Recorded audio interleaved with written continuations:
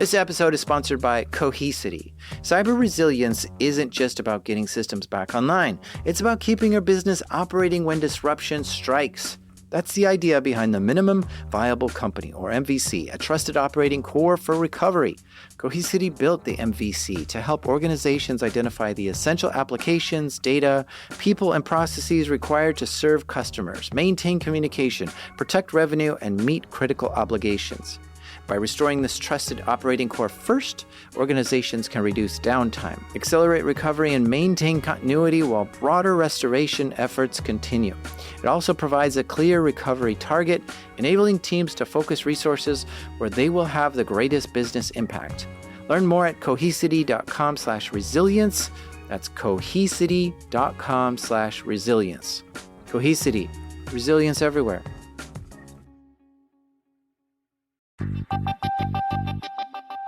It's Tuesday, December 15th, 2015, and a suspect has been arrested in the VTech kids toy hacking case. UK police slapped the cuffs on a 21-year-old man just a few hours ago as part of an ongoing investigation into the hacking. Estimates indicate almost 6.5 million kids' profiles and almost 5 million adult accounts were compromised in what might be described as the most unscrupulous hack to hit headlines in years. No credit card info was obtained, but children's names and addresses are said to have been accessed, which, aside from being a black eye on VTech, is just straight up creepy.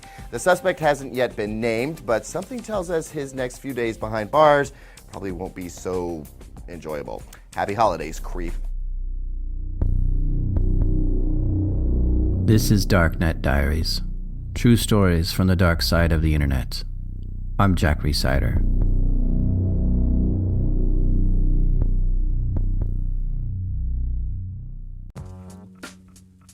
This episode is brought to you by Black Hills Information Security, trusted by the cybersecurity community for nearly 20 years. Need a pen test or 24/7 monitoring from their active SOC team? Or maybe you're ready for continuous pen testing to keep your systems battle ready. Black Hills InfoSec can take care of it all. And if you want to learn how they do it, check out Anti-Siphon Training. It's built for people who really want to hone their skills, from SOC analyst tools and methodologies to setting traps and running deception operations. AI is changing cybersecurity right now. Defenders use it, attackers use it, and that's why Anti-Siphon Training is hosting their free AI Security Summit on August 14th. Join experienced practitioners as they share practical lessons, real-world experiences, and insights into how AI is changing cybersecurity. And because you're one of my listeners, they've got a little something extra waiting for you at blackhillsinfosec.com/darknet. The website you need to go to is blackhillsinfosec.com/darknet.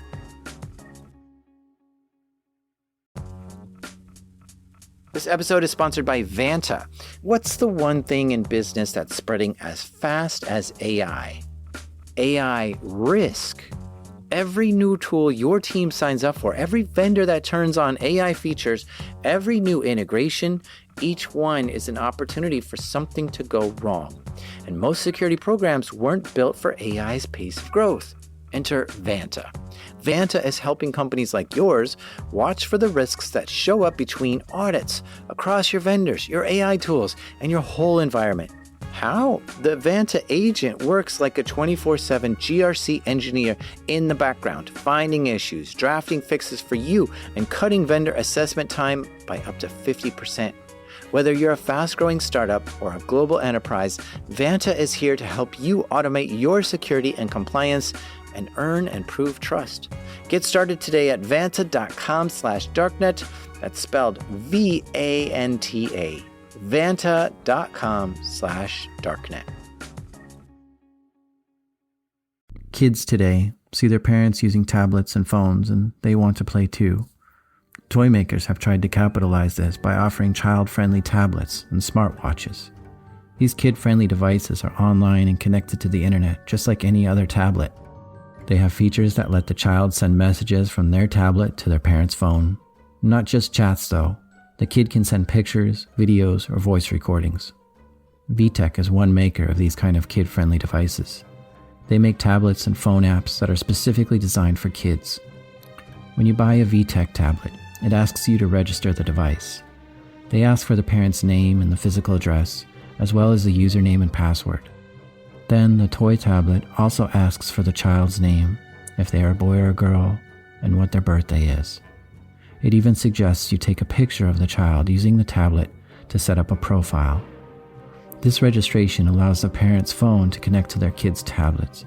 The technology VTech created that connects a parent's phone to a kid's tablet is called Kid Connect. VTech also created its own app store called the Learning Lodge, where you can use their tablet to download apps, games, and books. Take a guess at what happens when hackers get a hold of these toy tablets. They end up pushing the tablets to the limits. There's a forum dedicated to hacking the VTech tablets. People have been able to do all sorts of things. One hacker took the thing apart and with a soldering iron was able to get into the underlying operating system, which is Linux. From there, the hackers were able to get root access to it. Then eventually someone showed us they got the little toy tablet to play Doom, that old PC game from the 90s. The hardware hacker community is often heard saying, if you can't open it, you don't own it. Just like it's legal to do work on your own car, it's also legal to modify the electronics you own. You may void the warranty, but it's not illegal to take it apart and do whatever you want to it. As this forum grew in popularity, it eventually attracted a different kind of hacker. Instead of a hardware hacker, this guy was a network hacker. He browsed around and found the tablets talk frequently to a website called planetvtech.com. He took a look at that website and almost immediately found it was vulnerable to SQL injection. SQL injections are the number one risk websites face. It takes advantage of weak code and tries to exploit the underlying database. Network hackers like this are often already equipped with loads of scripts and programs that automatically execute an attack. Out of sheer curiosity, with a few keystrokes, this hacker ran a script against planetvtech.com, which attempted to exploit SQL. To his surprise, it worked. He had shell access to the website. A few keystrokes later, he then had root access. He said to himself, quote, "Holy fuck, I have root. That was easy. What can I find?" End quote. He had full access to the planetvtech.com website, 100% control of it. Once the hacker was in the web server, he took a look around. He saw numerous other servers on the VTech network, including a database server. He was able to hop into the database, and when looking around there, he found the database was huge. The hacker grabbed a copy of everything in the database, downloaded the whole thing, then moved on to another database and grabbed a copy of everything there too. The hacker then disconnected from the VTech servers. He knew he had committed a crime, and a wave of nervousness swept across him. This breach occurred around November 16th, 2015. The hacker was equal parts disappointed and excited. He thought getting into the VTech network was way too easy. In a very short time, he was able to take all the contents of their multiple databases.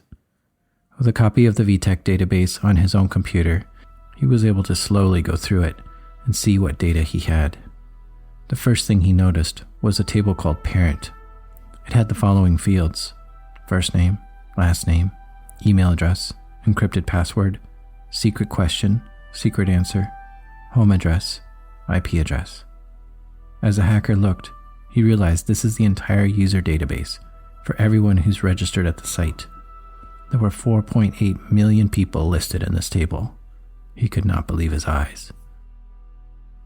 A list of 4.8 million user accounts would be a hot item on the darknet. A list this large could bring in some decent Bitcoin. But the hacker had no intention on selling the data. The hacker took another look at the database and found another interesting table called Member. It contained children's names, birthdays, gender, and their parents' ID. The hacker realized by combining the two tables, he could positively identify what the last name of the child was and where they live. This table contained the information of 200,000 children. By looking at the birth dates, the average age of the child was 5 years old. The hacker turned his computer off and took a walk to think about what to do. He was much more angry than he was excited. He was angry that VTech was so careless with securing their site and with the personal information of so many children so easily obtained. It became clear to the hacker that he had to get VTech to admit that they have a security problem and to fix it. Having such lax security for personal children data was unacceptable to the hacker, so he began thinking of ways to fix the problem. He could go in and fix it himself, but that wouldn't teach VTech how to keep it secure in the future. He thought about reaching out to VTech, but he thought they'd never listen to him, or they'd try to fix it and deny it was ever a problem. The hacker took a few days to think about what to do. He decided to tell the media. This way the story will break worldwide and VTech would have to solve the problem fast. He decided to reach out to Lorenzo Franceschi Bicchirai, a reporter for Vice's Motherboard. Motherboard is a news outlet specifically covering stories related to computers, and Lorenzo had been breaking a lot of really great stories about breaches. Many security reporters provide numerous ways for people to reach them anonymously, sometimes through Signal or using PGP emails, encrypted chat, or other means. The hacker connected with Lorenzo securely and asked to remain anonymous.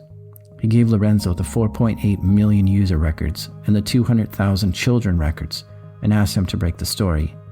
He clearly told Lorenzo that he was an ethical hacker and had no intention in using this data for anything malicious. The hacker told Lorenzo, quote, "Profiting from database dumps is not something I do, especially not if children are involved. I just want issues made aware and fixed. It was pretty easy to dump, so someone with darker motives could easily get it. Frankly, it makes me sick that I was able to get all this stuff. VTech should have the book thrown at them. They have shitty security." End quote. Lorenzo now had the burden to figure out what to do. The first thing he tried to do is determine if the hacker is telling the truth and if this data is new and legit. The worst thing a reporter can do is falsely accuse someone of wrongdoing. That would be slander. That would ruin the reporter's reputation. So Lorenzo sent the dump to Troy Hunt to validate it. Troy is a security researcher, most famously known for running the website haveibeenpwned.com. Troy obtains as many email dumps as he can. These are giant lists of email addresses that are seen in security breaches. He then turns his list into a public service to allow anyone to search his website to see if their email address was part of a breach. At first, you may think a site like that is a phishing scam, and some are. But Troy has proven himself to be ethical and legit. He and his website are trustworthy. He has over 4 billion email addresses in his database, which he gathered from all public breaches. Troy took a look at this new dump from Lorenzo. He found the password field wasn't encrypted in the database like it said it was. Instead, the passwords were stored using a basic, unsalted MD5 hash. Without going into too much detail of what MD5 is, just know it's bad security practice to store your passwords this way. Some MD5 hashes you can simply Google and find the password. There are supercomputers that can brute force an MD5 hash and crack it fairly quickly. Storing passwords as MD5 hashes is a severe lack of security. Troy was at first shocked by this. He then went to the website to see what it looked like. He immediately noticed the site doesn't use HTTPS anywhere. Not for authentication or the API, nothing. He also noticed the site was running ASP 2.0, which by that time had been unsupported by Microsoft for over 4 years. He also noticed some parts of the website were leaking more information than they should, returning errors with surprising results. A failed login message would actually show the SQL query used to log in. Troy was shocked by the details he could gather simply by using the site and not even trying to hack it. The dump passed the sniff test for Troy, but at almost 5 million user records, he wanted help to verify the contents were legit. Troy's website, Have I Been Pwned, was wildly successful, and he offered an additional service. Not only could you check your email to see if it had been in a breach, but you can also give him your email and he'll notify you if it shows up in any future breaches. By this time, Troy had almost 300,000 subscribers to this email watch list. Troy looked through his subscribers and tried to find any that also showed up in the VTech user dump. He did in fact find many matching email addresses, so he reached out to those people. He asked if they had a VTech account and asked if the home address and ISP were accurate. This is what their responses were. Yes, that's accurate. I did register at VTech so I could download add-ons for a toy laptop. Yes, that is accurate. It's an old address. I was at that ISP at that time, so I can verify the info. I would have used a VTech website for my daughter around that time too. Yes, I did access VTech Learning Lodge in 2014 after purchasing Cora Cub for my child. In order to personalize its voice-activated feature, you had to join the Learning Lodge. At this point, Troy was convinced the dump was legit and told Lorenzo what he found.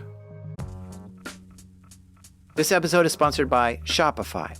I know my job is to make a podcast, but I really love designing artwork for Darknet Diaries, and I take that artwork and I turn it into t-shirts, and I love selling those too, but you guys wouldn't be able to get them if Shopify didn't make it so easy to have a shop online. Because first of all, Shopify has a bunch of templates to help you quickly set up a website that you love. No coding required.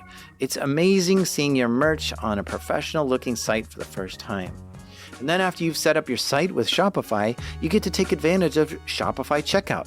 Customers get to check out quickly and easily, and you get to hear. All you need is the idea. Shopify handles the rest. If you're serious about hearing your first, start your free trial at shopify.com/darknet today. You heard that right. Start your free trial today at shopify.com/darknet. That's shopify.com/darknet. By this time, Lorenzo had already reached out to VTech multiple times. Over and over, Lorenzo was getting no response or being redirected to somewhere else. Eventually, days later, Lorenzo got the following response from a VTech spokesperson named Grace Pang. Quote, "On November 14th, an unauthorized party accessed VTech customer data on our Learning Lodge App Store customer database. We were not aware of this unauthorized access until you alerted us." End quote.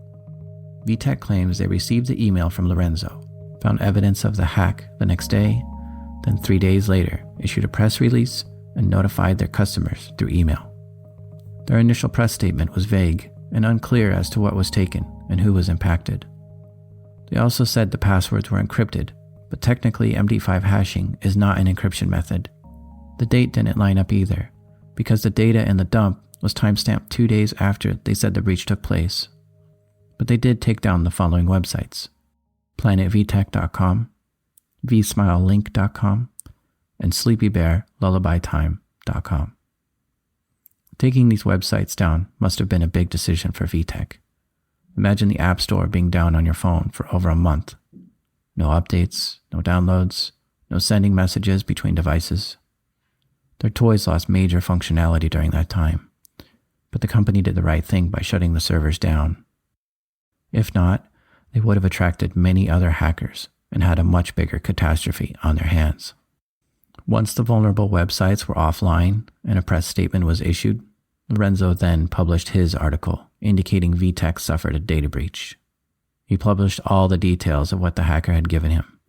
Troy Hunt followed up with a scathing blog post of his own.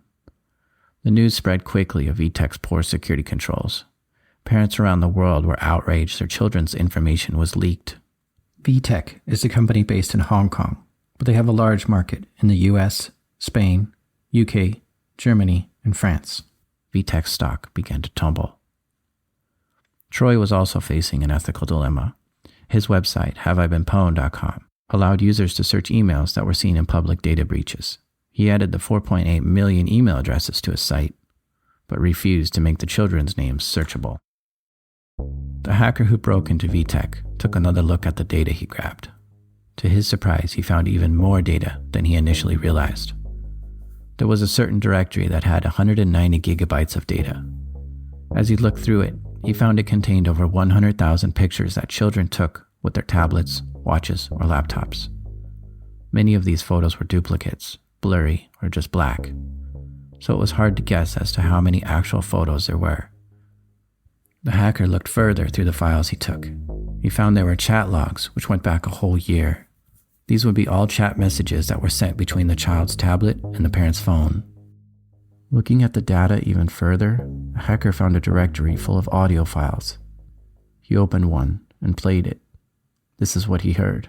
Pledge allegiance to the flag of the United States of America into the wee puppet for which was tense one nation under God and abyss the web. There were thousands of recordings like this.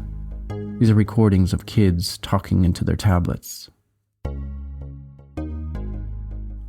The hacker reached back out to Lorenzo and gave him the 190 gigabytes of photos, a year's worth of chat logs, and numerous voice recordings. A few days later, Lorenzo published a second article on Motherboard with these new findings.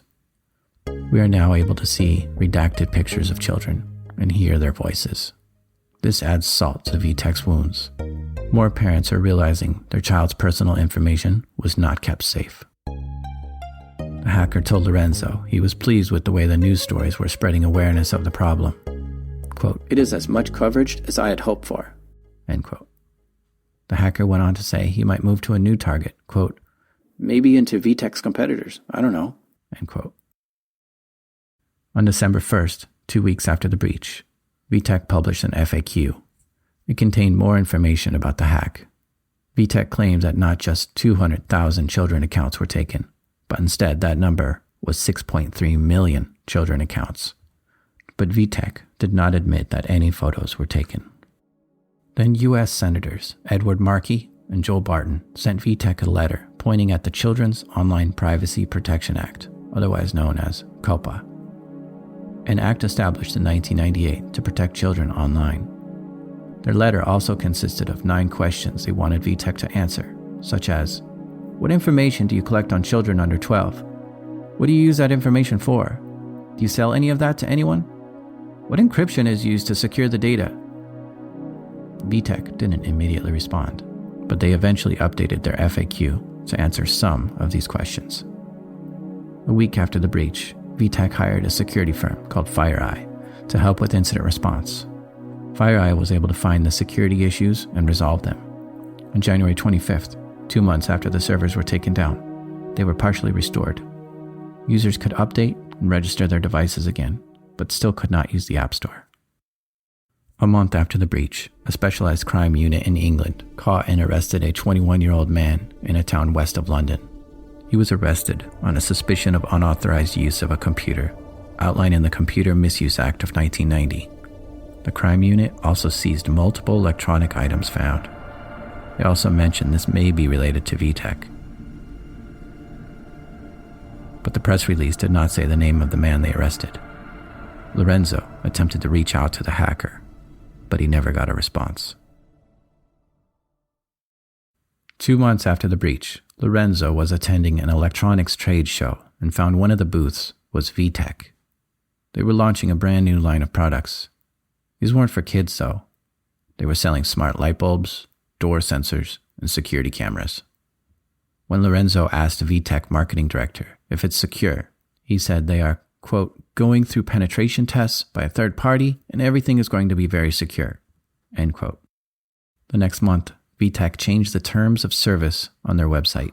It now read, in all capital letters, "You acknowledge and agree that any information you send or receive during your use of this site may not be secure and may be intercepted or later acquired by unauthorized parties." It appears that VTech thinks they can relieve themselves of any misdoings by simply letting their customers know their data may be insecure and hacked at any time. A few lawyers commented on this and believe a clause like that won't hold water in the US or UK, citing things like COPPA laws. Numerous politicians and state attorneys contacted VTech to discuss the COPPA laws in detail. VTech has updated their privacy policy to be more compliant with COPPA. For instance, they now state in their privacy policy that all pictures and voice messages are encrypted when stored. VTech's stock was on a downtrend before the breach, and after the breach, the stock dropped by 13%. Within 3 months, it was back above where it was before the breach. Their toys continued to be sold in major toy stores around the world. In the following weeks after the breach, several upset parents sued VTech North America. The suits were consolidated into a single class action lawsuit. Plaintiffs included 8 adults and 14 children. A year and a half later, in July 2017, the case went before a judge. VTech asked the judge to dismiss the case, which the judge granted. He dismissed the case because the plaintiffs could not show how they were harmed. The judge could not find any proof that identity theft or any damage was done to the plaintiffs. The judge cited Lorenzo's article, saying the breach was done by someone who did not have any intention to use the data in a malicious manner. There's an update to this story.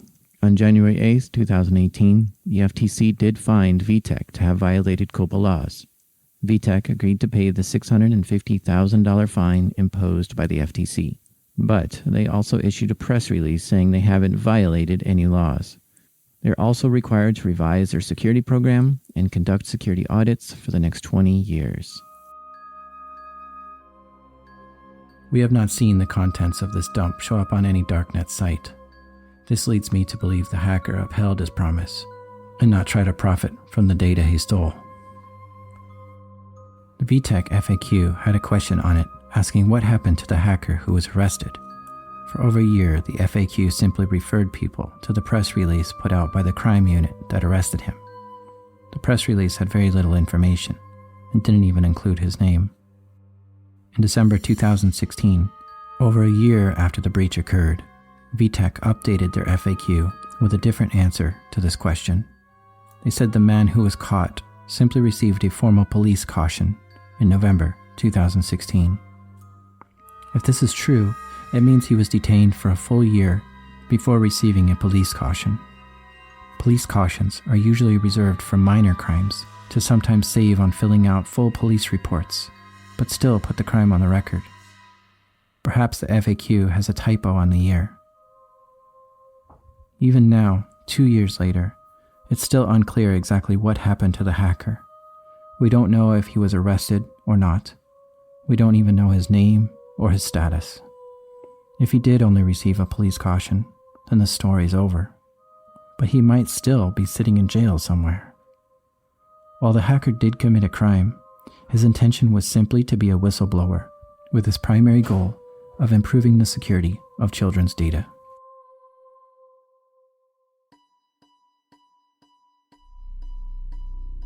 You've been listening to Darknet Diaries. For show notes and links, check out darknetdiaries.com. Music is provided by Ian Alex Mack, Kevin McLeod, and Chris Zabriskie.